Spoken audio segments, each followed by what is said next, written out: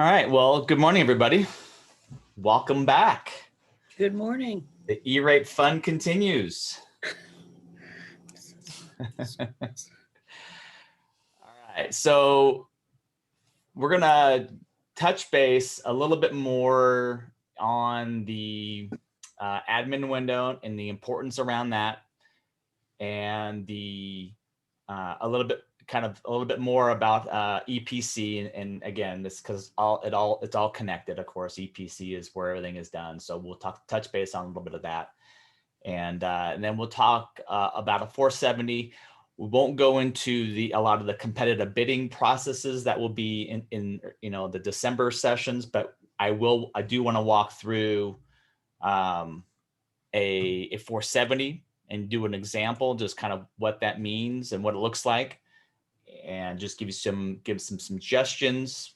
Offer, if you had questions along the way, of course, feel free to jot it down in the chat, interrupt me verbally. I'm okay with either. I want to keep this as informal as possible so you guys can get that information quickly. So hopefully this works. This is my first time doing a demo in my training login. So I've done some tests, so hopefully it works. So we'll see.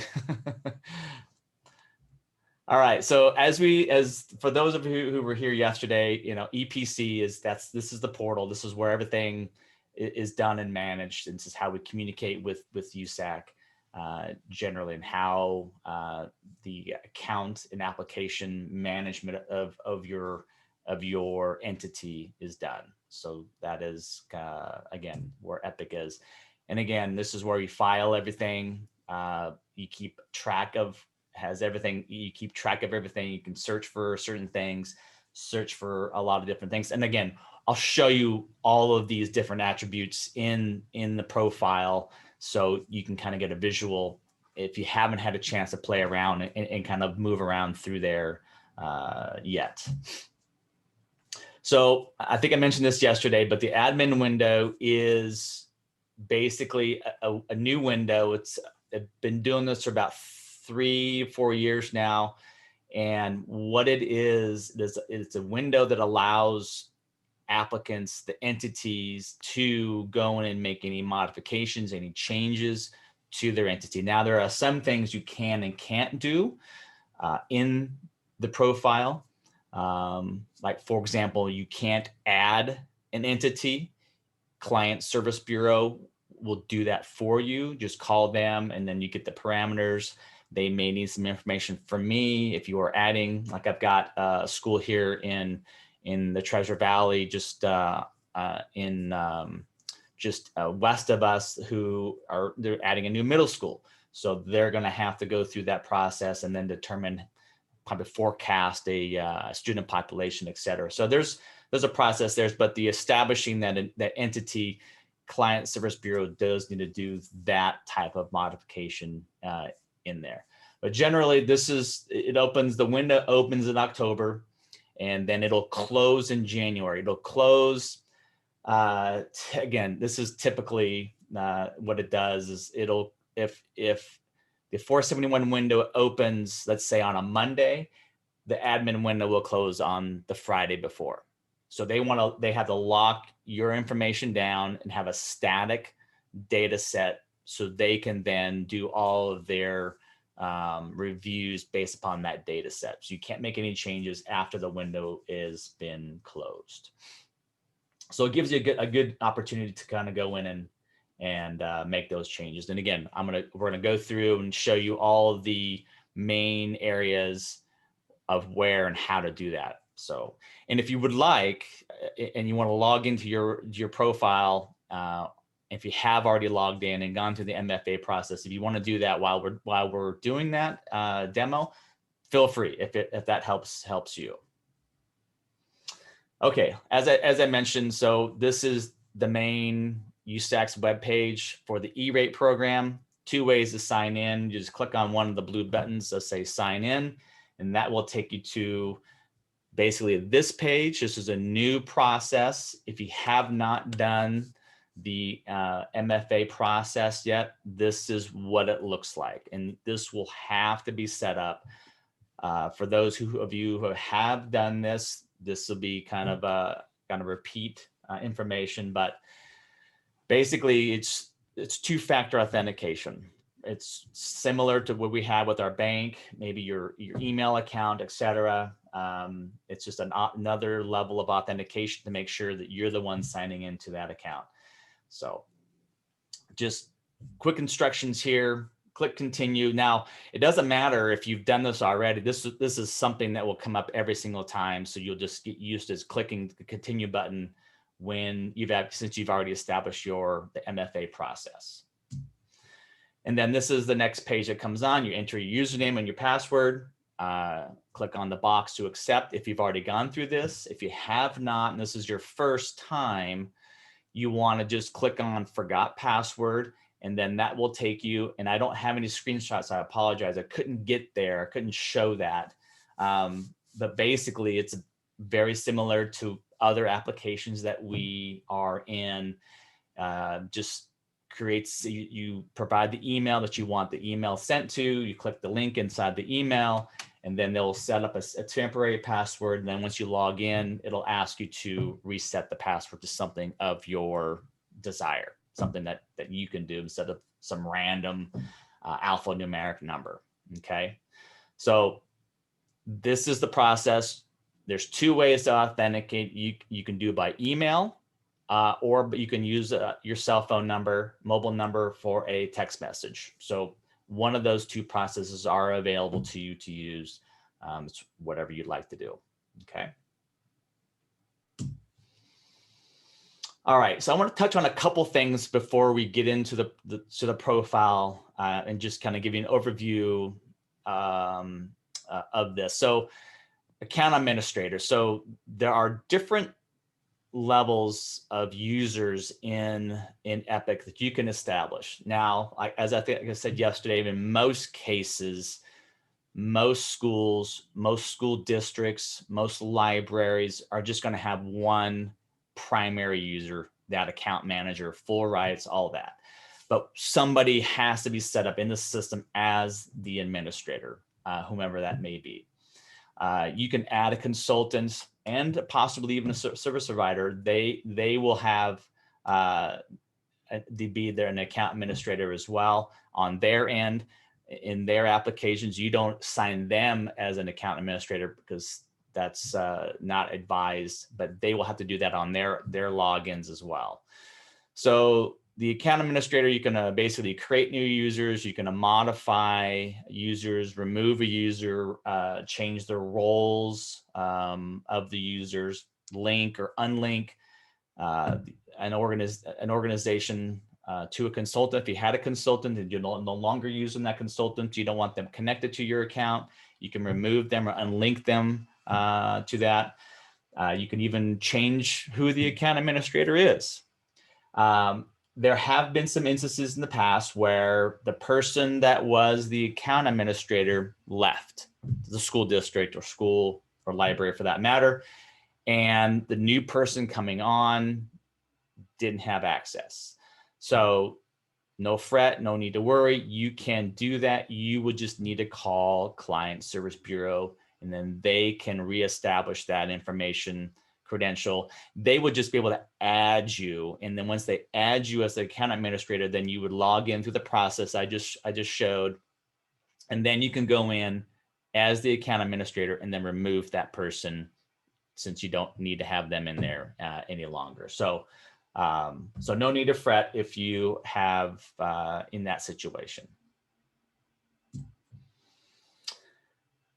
So these are kind of the roles or the permissions for a user. So all the users can view, create, certify, submit forms, whatever the case may be, depending on the permissions.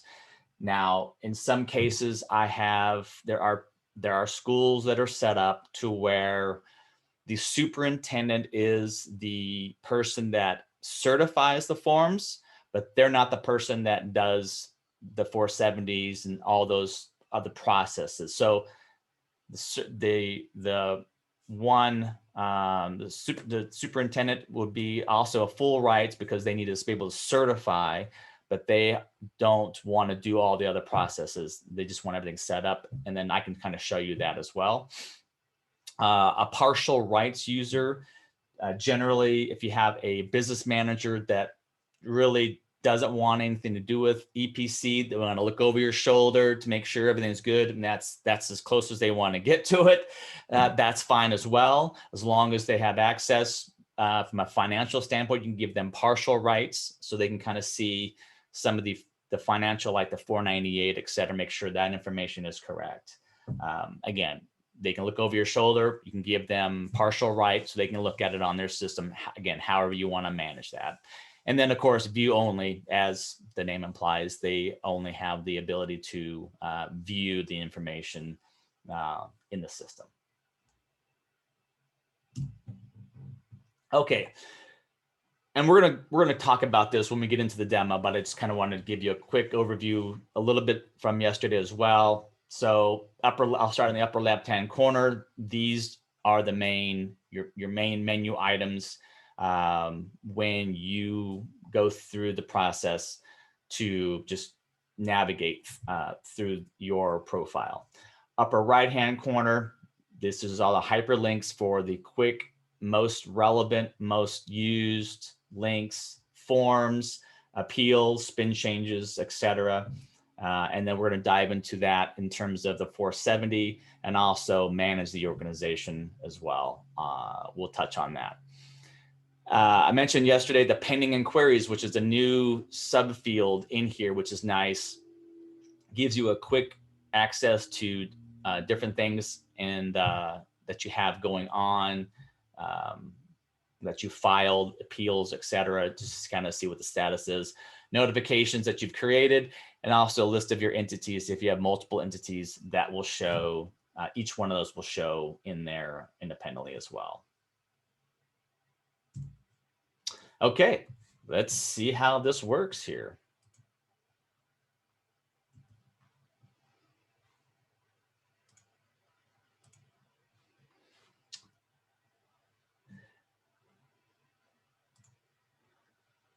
Okay, so what screen do you guys, you don't see this screen, do you? Let me make sure that, okay, screen 2. Do you see my application landing page? Is that what's showing? Okay. Yes. Perfect. Thank you. That worked good. All right. So when you log in, you go through the process. This is what your landing page will look like. Might be some minor differences if you're a school library. Basically, this is the gist of what it will look like. As I mentioned before, on that screenshot that I showed with the red circles, this is kind of all the information that you have available. I like this one on the bottom. It gives you a quick drop down of all the forms that you've submitted through all the different funding years from the past. Just gives you a quick access to that information if you need to look at it, download that information again. That's available for you as well. Okay, so let's dive into the admin portal type functionality. So the most common thing that during the admin portal is you want to check student population, NSLP discounts, or in a library case, make sure your square footages are represented correctly. Okay. So there's a couple ways to go through this. You can, and this is my way, because I think this is the fastest way, is underneath the logo here, it says Welcome School District 26, and it'll show your school district or school or library's name directly here in Epic. So you want to click on that hyperlink.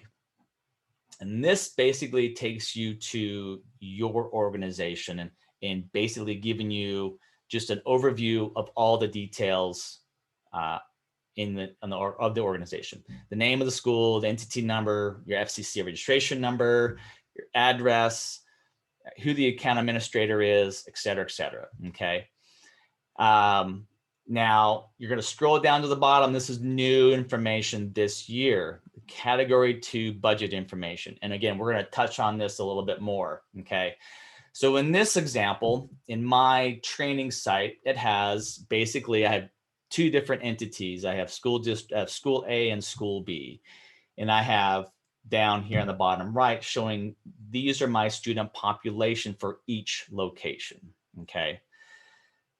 Libraries, my assumption is, again, I don't have a way to look at it, but my assumption is this is just going to show you your square footage in here. And you can look at that as well. And it may be listed right underneath the category 2 budget information as, instead of a sum of the school counts here, it may show square footage there. Okay.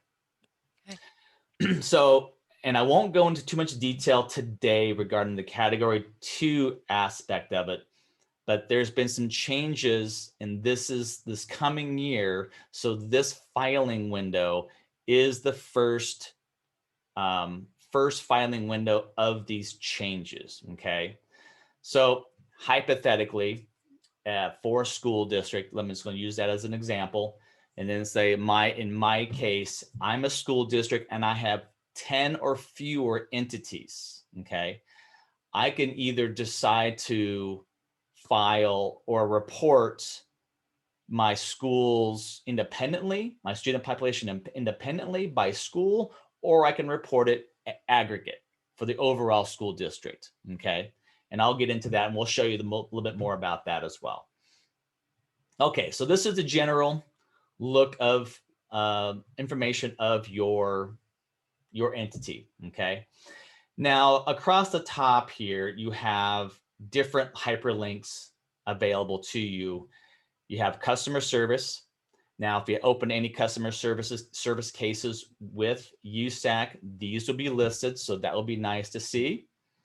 Modifications. Now, if you've made any changes, which we're going to do today in this example, we're going to make a modification to my student population. If you add a district or add a school, add an entity, or something is done to your profile, it'll be listed here as a record stamp. Okay. Additional information. Now, this is about your related organizations. If you're a consortium, if you have a consulting firm associated to you, or any related entities, it'll show you that information as well by just clicking on the drop down here. Discount rate. This will show you, I have, in my training, I have 3,000 students reported. 1,700 of them I report as NSLP eligible, and then that calculates my NSLP percentage. I am an urban school district in this case, and then it gives me, as I mentioned yesterday, then has that multiplier. This is my E-rate equivalent discount. Okay, this is my category 1 discount and my category 2 discount rate. Okay. Now I can go in here and click on show entities, and then I can kind of get a quick overview of each one of these to see how each one of them is broken out. Okay. Then across here, I have category 2 budget. Again, this is new information. It'll talk about this a little bit in these notes. There's a hyperlink here, and I won't take you here because this is a whole nother conversation. This is basically a direct link to a data tool at USAC for the category 2 budget. You have to play with it to really kind of understand the navigation. So that's kind of why that'll take some time just to kind of show you that. But that is just a tool that is available for you to use and to access and to gain some information. Only when you're really needing to on that. Contracts. So any uploaded contracts you currently have. For example, if you're currently in a multi-year contract with your internet provider, that contract will be listed here because you've uploaded that through the 471 process in what's called a contract module, which is basically a sub data set of information that you've put there that has relevant information for the contracts. Any addendums that you might have as well, those will be showing there. And then another link here on FCC Forms, any forms that you have created, as I showed you on your landing page. This is just kind of the same thing. If you want to look up anything on FCC filed forms for your entity, any appeals that you may have submitted or processed, your news feed. Now, I can't promise you that this is all filtered by your specific entity. I have seen in the case where Texas and Florida, then different states get filtered into this for whatever reason. So just take that with a grain of salt. This should have your information filtered by your entity, but sometimes that doesn't quite the case, okay? And then last year's is related actions. Now the related actions is kind of a quick jump to all of the different type of things that you can do in Epic. This kind of gives you a list here, anywhere from filing any of the forms to managing contracts, appeals, etc. So you can use the related actions to kind of give you a quick menu of things that you can go directly to do. Okay, so for the admin window, we're going to do, so there's a couple ways to get here. And since we're here, we're just going to do this. So we clicked on related actions, and I'm going to manage the organization. Okay, so you want to manage the organization. That basically takes me to a editable page of my organization. So my name here, School District 26, it's an applicant type. Here is my address, city, state, zip code, county, etc. I have all that. If I happen to change my address, I can do that here as well. You can change the name of your district if you want to. That you can do. You can make any modifications. You just can't add anything new, like a new entity that's a new school or like a library branch or whatever the case may be. Client Service Bureau can set that up for you. Who the contact person is, the general phone number for that contact, and then what type of information are you? Are you a public school, private school, charter school, education support agency, etc.? Okay. Do you have an endowment? Yes or no? All right. Now, we do have state school codes, LEA codes, NCES codes, etc.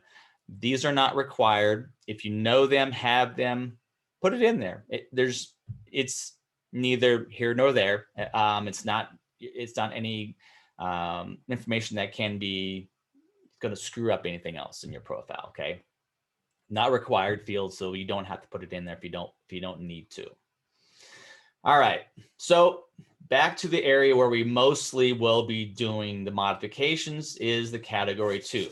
All right, so this is the new field. I can either select, I'm going to modify my student counts by school or just as a whole. So for example, let's click on the one number for my whole district.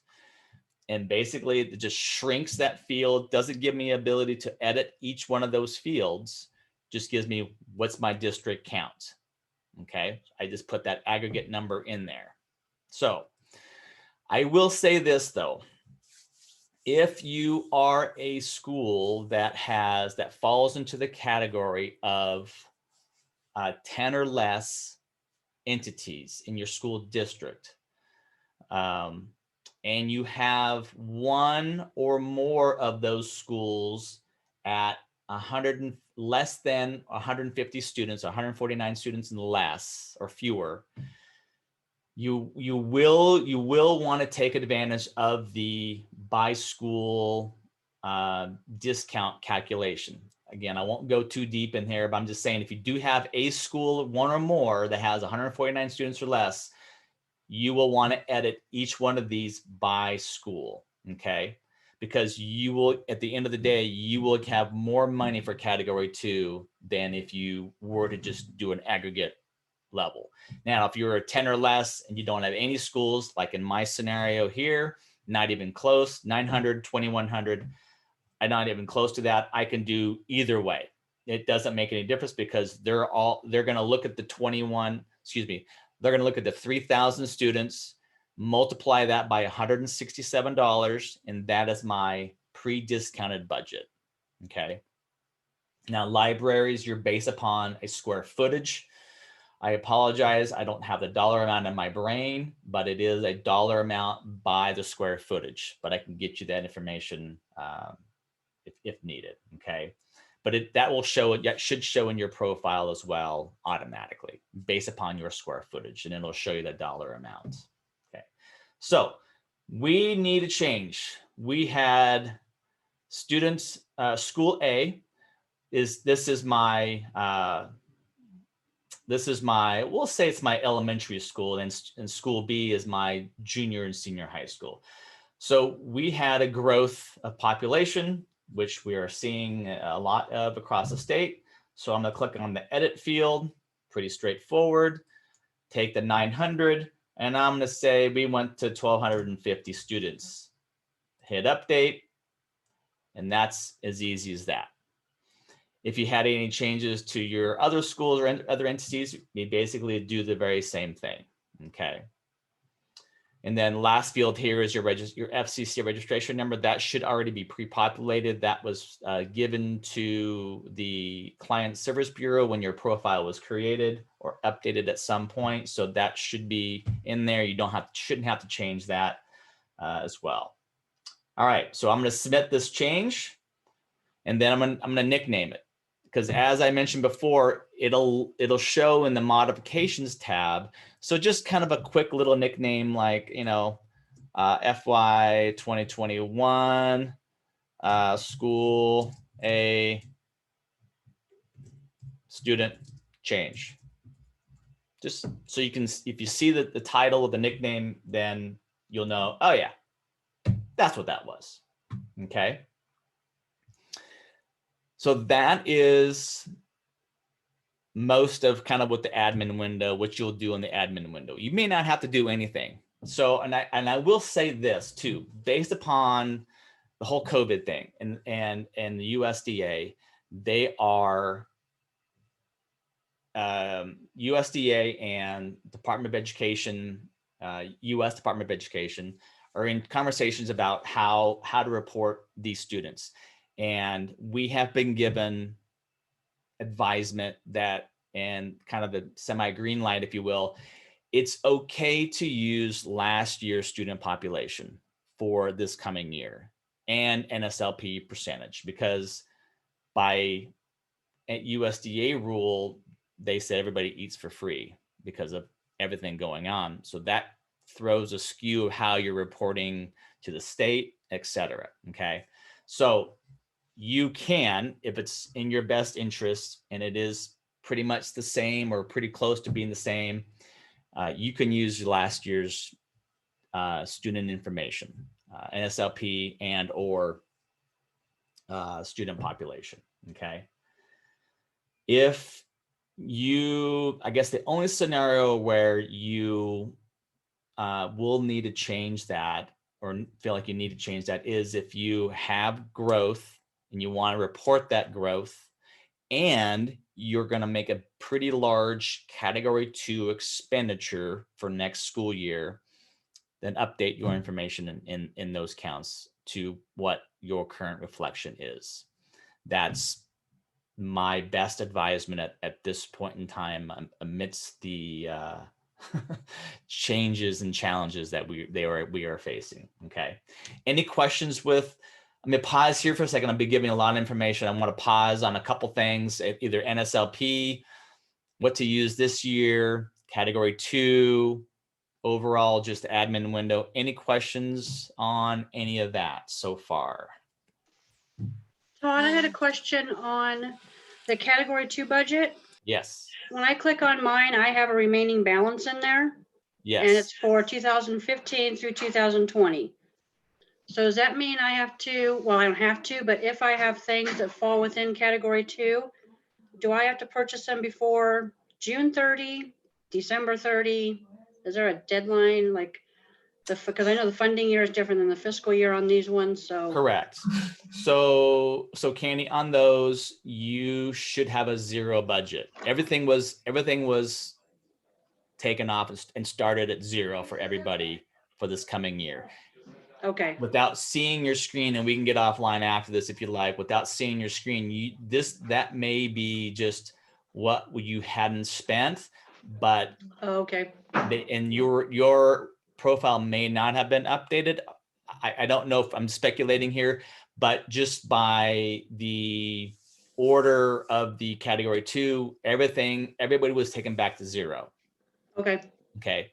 Now, if you have, again, we're in the school year, so you may have remaining budget on an FRN that you haven't spent. That could be what's showing as well, because you still could purchase that for this year, this school year Okay. that we're in, because that was filed obviously last filing window. So that could be the case. But again, I can get with you offline. We do a screen share and I can see kind of what you're looking at. But by the order of the category 2 and the changes, everybody was taken back to zero for okay, funding year 2021. okay, And that is your aggregate school population, and whatever that number is. Let's say it's 1,000 students yeah, times $167. okay, Okay. And that will be your pre-discount budget. Just Okay, be yeah. aware of that. That's before you factor in your 80%, 70%, whatever. You need to know what your capital expenditure is going to be on that purchase. But yes. okay, Okay. thank you. And just a note as well, and I'll again, I don't want to go too far into this because it's for another day, but on the category 2 piece, I mentioned that 149 students. The reason why I mentioned that is because if you have 149 students or less, you get the floor, the minimum that a school will get, or a library for that matter, based upon the square footage, but not student population, is 25,000 now, not 9,000. So if you're 10 or less and you have a school or two with 149 students or less, then that school can get 25,000 as your budget, regardless of the multiplier, because you're choosing to do that by your student population by location. Okay. Now, if you're a school district with 11 or more, you don't have that option of getting, choosing one or the other. It just, the system does it for you basically. Okay.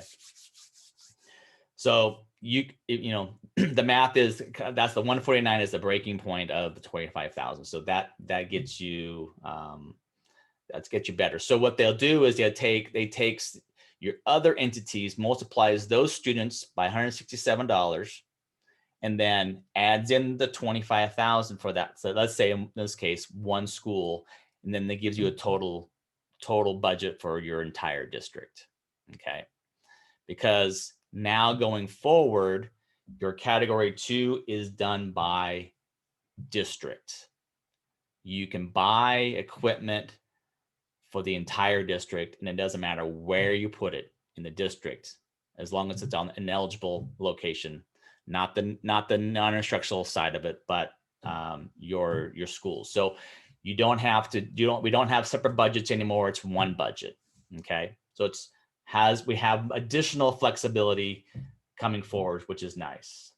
Okay. Good question, Candy. Thanks for offering that up.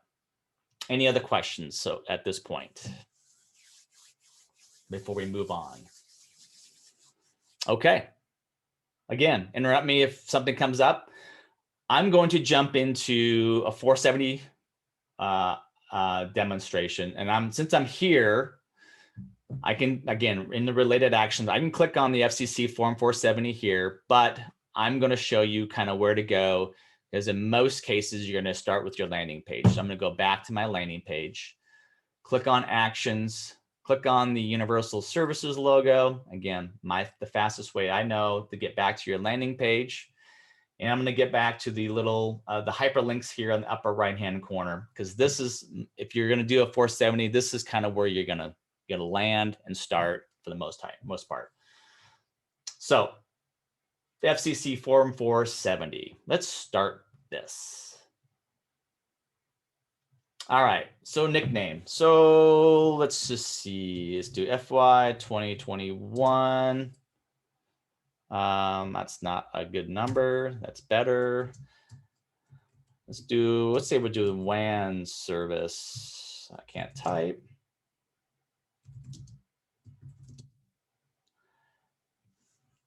26 is my school district. And again, this is just a nickname because you'll see this in a list and you know what it's for.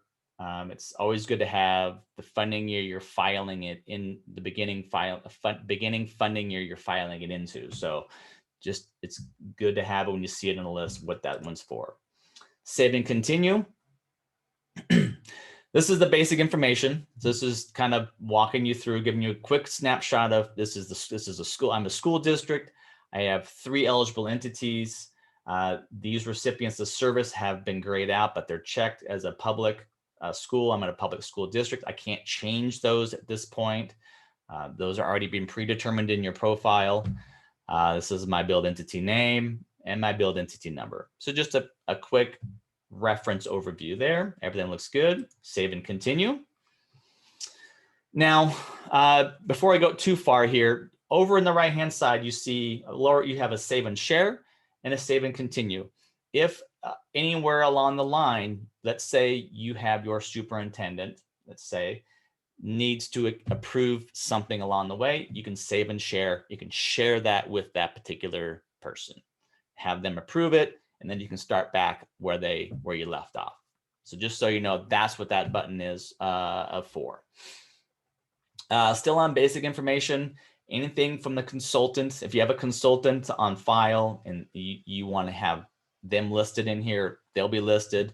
In this case, I don't. Contact information. I am the main contact for this. This is the user and the user's email address. This is my phone number. And I'm going to click on that, save and continue. Now, categories of service. Now, they did make a change this year, and my brain works a little bit differently, but you can select, I can select a category 1 and a category 2 470. I would really recommend keeping the categories of service separate when you do a 470. So if you do a 470 for your category 1, your internet, your WAN, whatever, do that, come back and do another 470 for your category 2. I think it's just, if one gets held up, one piece of it gets held up, everything gets held up in most cases, okay? So but you are allowed to do both categories in the same 470. I would not advise doing that, okay? So we'll do a category 1 470. So I'll click on that and then I'll do save and continue. Is there an RFP? Now I'm going to say yes here because I do have an RFP. I'm hoping that I'll be able to put this in there. So I'm gonna say yes. And then a nice thing about the 470 is, unlike the 471, the 470 is like we're all used to. We click on yes, click on a file that I want to put in here, upload. It goes right to my computer and shows me the things that I want to do. Let's see, it's right here, my generic file. It's nice, quick, and easy. Whereas on the 471, I have to upload my contract in the contract module beforehand. And then this process, I go and search for it. But anyway, this is the easy way to do it, which is nice. I wish they would change it on the 471, but we'll see. All right, so I've uploaded my contract, my generic contract that I've created. Save and continue. And then this is my generic contract. Yep, that's the one I want to use for all the services that I may have multiple category 1 services. Like for example, if I'm doing I'm seeking bids for internet and a WAN, but I want to use the same RFP for both. That's just basically, this is what this step is telling me. I want to use that same RFP for any of my services I put in the category 1. Save and continue. Okay, so in this case, and again, this is just my opinion, my suggestion here, take it however you'd like to. You have two options. Now I'm admitting that if there's any state law that's requiring you to do an RFP, I'm admitting that. I'm not saying that. If there is, then you have to do an RFP, etc. But since I've attached an RFP and I have all my details in the RFP, I have the scope of the work that I'm asking for. I have the scoring rubric in there. I have all the terms and conditions of the service, expectations, et cetera. I have all that in here. I'm just going to put C RFP for more details, okay? Because I have an RFP. Now, if you don't have one and your service that you want to request, you need to put all the scope and information in this narrative, because you need to tell the provider, because there's no other way for them to know other than you want internet. How much internet do you want? Where do you want it, etc. Okay, you need to put that in the narrative. So a recommendation, let's just say I don't have an RFP, or I do have an RFP, but I want to put it in here anyway. So WAN service for all schools in district.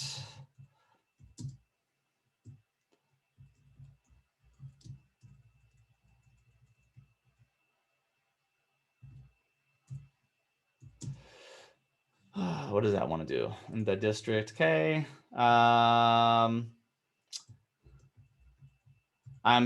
making this quick and easy for demonstration purposes. Bandwidth, 1 gigabyte to 10 gigabyte. Okay. For a WAN service, it's pretty straightforward. You don't have the bandwidth differences like you do on an internet. For example, if you need to do an internet, you can put in here minimum, let's say, for the example, 500 megabyte per second up to, let's say, 1 gigabyte per second, okay, as an example.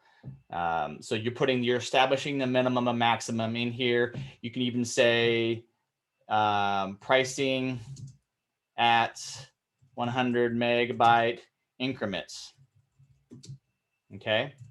So you'll get pricing at 500, 600, 700, 800, 900, and 1 gig.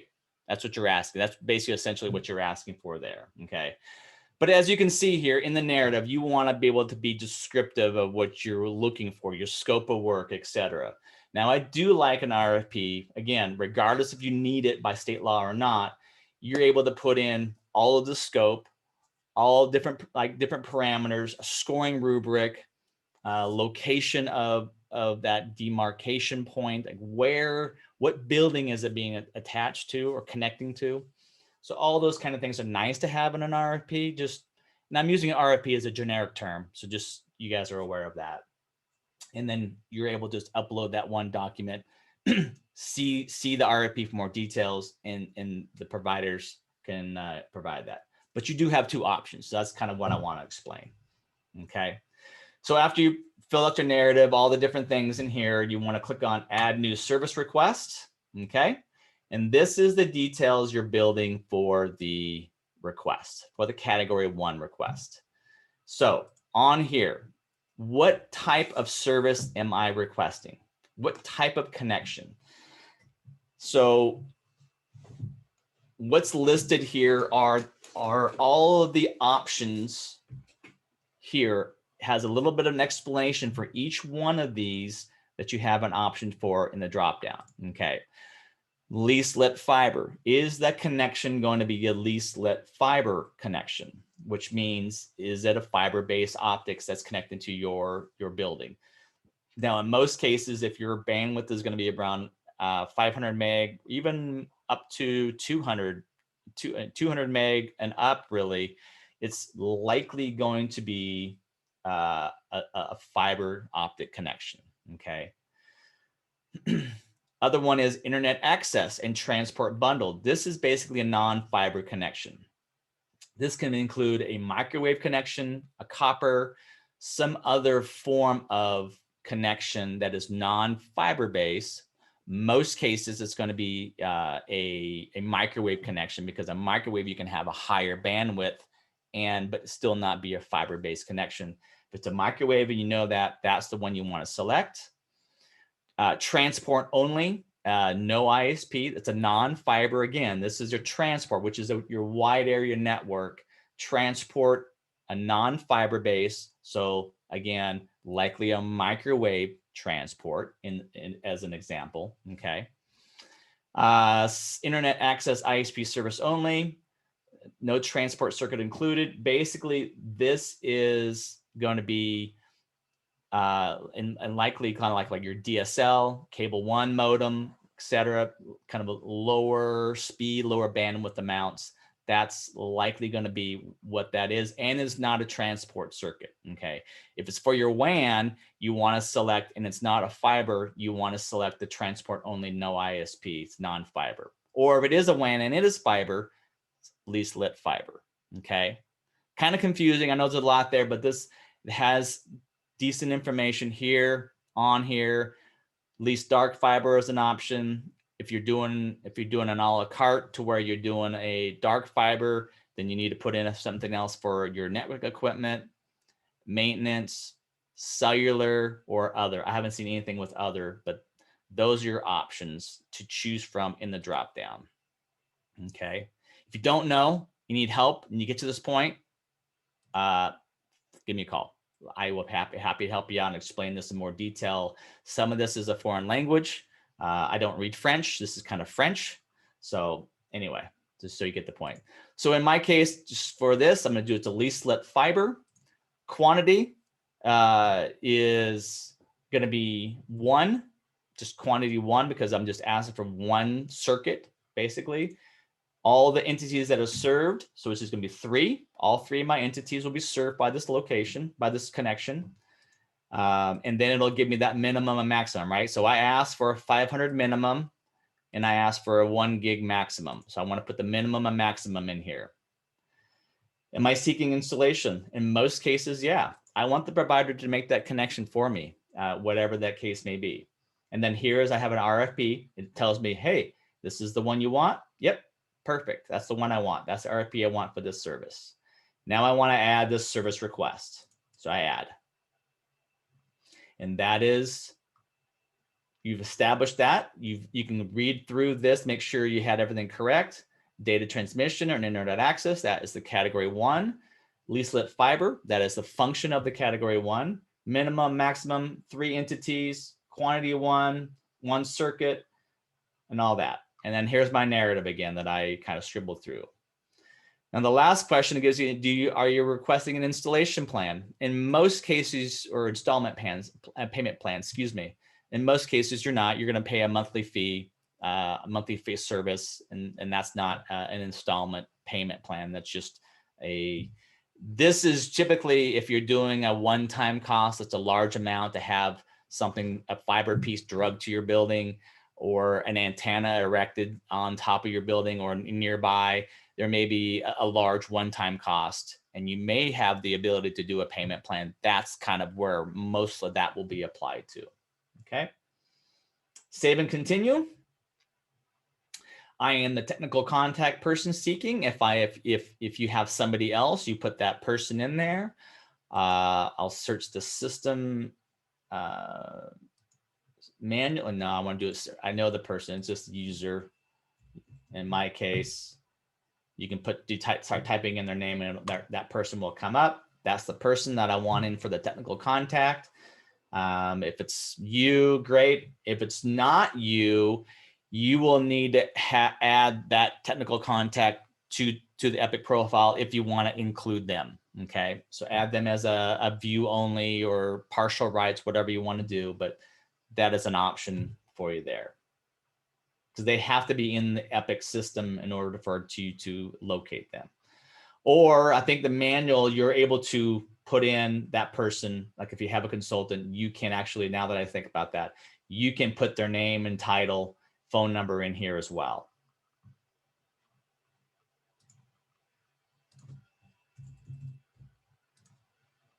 Save and continue. Any state and local procurement requirements, I put yes. And then what I typically do, and I have a link here that I've cheated and I am going to use. I just put in the link to our, of course I didn't get all of it, our legislator website. That is the title 67-2806. That's the procurement law. I just put the hyperlink in there for that, just because it's just, and that's this page here. Can you see that? The Idaho legislator, that's the page that I've put in there. That's just our state procurement law, just as a reference. It just makes it easy than to put anything else in there. Okay. All right. So then we're going to review the 470. So what happens here is we have to wait a minute. And up here in our menu items up here, a task will appear when it is ready. So you can keep clicking on tasks. You can kind of bounce around. It takes probably 30 to 60 seconds before it pops up. As you can see, a task pops up. That's just basically, I don't know what the system is doing. It's putting it in its memory, pre-memory bank or whatever. And then you have to click on it to certify it. So you just click on the link again, takes you back to the next step. You click on, this is a PDF version. You're welcome to click on this, download it for your file to have as a reference, a quick and easy reference. You can come back to it if you don't do this. You can always come back to it and look at it. Click on that I've certified that this is all accurate. You can send for certification, like I said before, send it to your superintendent if he or she needs to certify it, or they can look over your shoulder, however you want to do it, and then continue to certification. And it's basically, this function will send you directly to the certification page. Yes, I want that to happen. I'm certifying, again, for exercise and demonstration purposes. I'm going to certify all of these. I do recommend kind of briefly reading, make sure you're not giving your firstborn out, but I don't see any of that in there. So you want to certify those things and then hit certify. And then it just gives you a warning, any false statements, etc. You'll be held to whatever law. So the last thing I do recommend is to make sure everything went through the system. So click on the logo, go back to your home page. Again, scroll down to the bottom, click on 470, funding year 2021. Here is my internet. Here's my internet that I did as a demo the other day, as a trial. And then here is my WAN service. It's showing incomplete, which is fine. I think everything is okay there. I think it takes a minute for the system to kind of see it. You can click on it and kind of look at it. Everything still looks good. I'll go back to my landing page. And 2021, and it's showing certified. That is what you want to see. It shows certified. That now you know you're public, providers can see it, everybody can see it, and you will receive bids. Oh, that's the other thing too.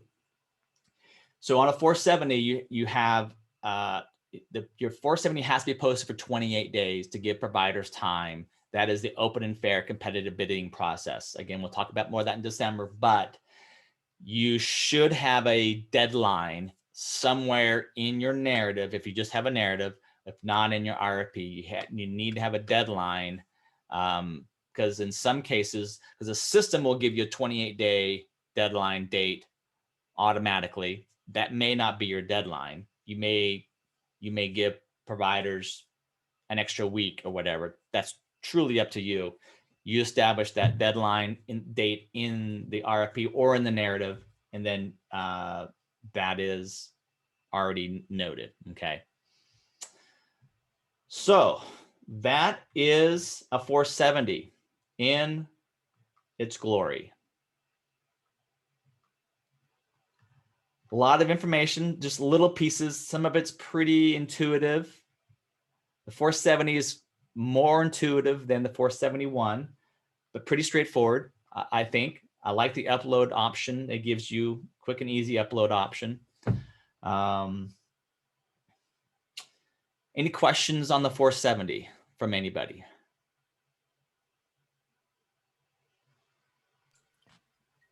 Nope, not at this time. Okay.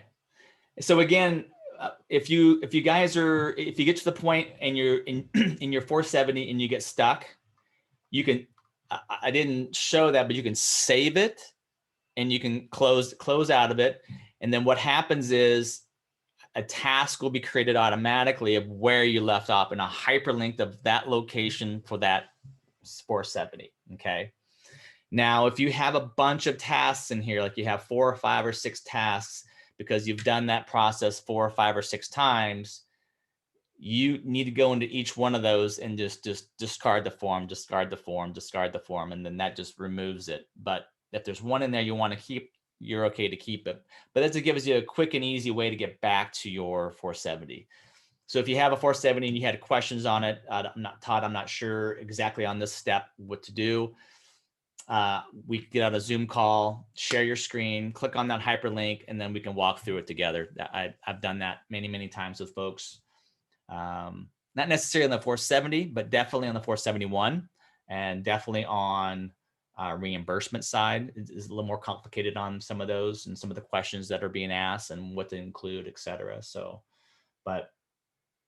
yeah, 470 is pretty easy, which is nice.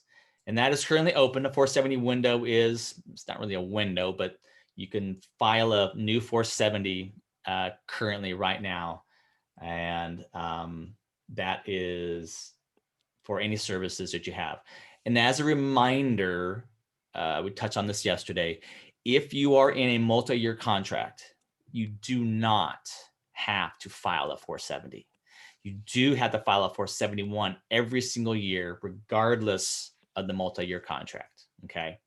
So if you're in a 5-year contract, let's say you're in year 3 of that 5-year contract, you just have to wait till the 471 window opens and you go through. And again, in come January, we'll do this same demo with a 471 and you just file a 471 and you basically reference the original 470 number because it has to have a 470 number in order to be valid. Okay.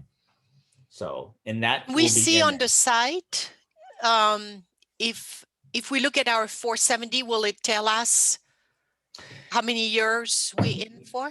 No, the 470 will not. The 471 will, because you're telling USAC on the 471, this is a 3-year contract. I have 2 1-year voluntary extensions of with this provider for this bandwidth, for this cost, etc. That is all, those details are put on the 471. So if I looked at my 471, I should be a prior one, I should be able to see it? Absolutely. And if you don't, I would reach out to Dylan. This is Mary, right? Mary, yes, it is. Sorry. No problem. I would reach out to Dylan. He will have your contract on file as well. So if you for whatever reason don't see it, it will be listed there. But for whatever reason, it's like if it was a snake, it would have bit me kind of mentality. You don't see it, Dylan will have access to that as well. Okay, perfect. Thank you. Yeah, you're welcome. And yes, I will. Let me link that. Let me get the better link here. Good suggestion, Simon. That is the statute that I put in the 470 link, just as a quick and easy, the state purchasing laws. It may or may not apply, but it's just a good cover and easy to do. Okay.